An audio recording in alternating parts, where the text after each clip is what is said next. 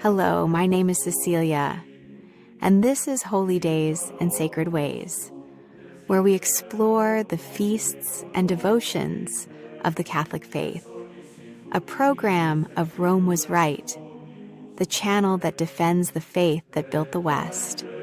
Today, we celebrate the feast of one of the greatest saints not only in church history, but in the history of Western civilization itself, Saint Benedict of Nursia. Born around the year 480, Benedict lived in a time of total collapse. Rome had fallen, society was unraveling.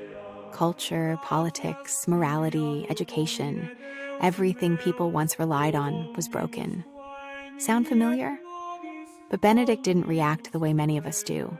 He didn't rage, he didn't despair, he didn't try to change the world.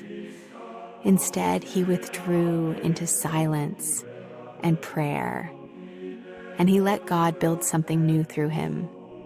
Benedict founded monasteries rooted in a radical commitment to Christ.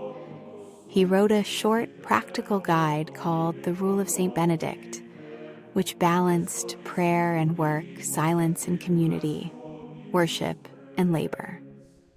That rule became the foundation of Western monasticism, and those monasteries became the quiet engines of renewal that preserved not just the faith, but all the best parts of civilization. While barbarians destroyed cities, monks copied scripture. While rulers chased power, monks cultivated land, taught orphans, and preserved truth. The Eucharist remained the center of life. Time was ordered by the bells, and souls were shaped for heaven. Benedict's legacy is this: when the world collapses, don't follow it down. Root yourself deeper, start smaller, build what the world has forgotten. And here's the good news. You don't have to be a monk to follow Saint Benedict. His wisdom applies to anyone: parents, workers, students, priests.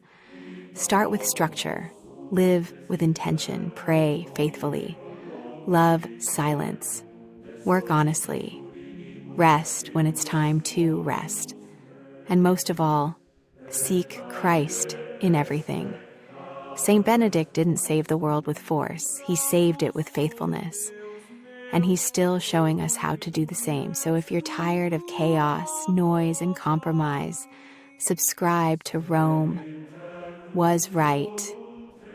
We're building something real here, something rooted, something worth handing on. Saint Benedict, pray for us.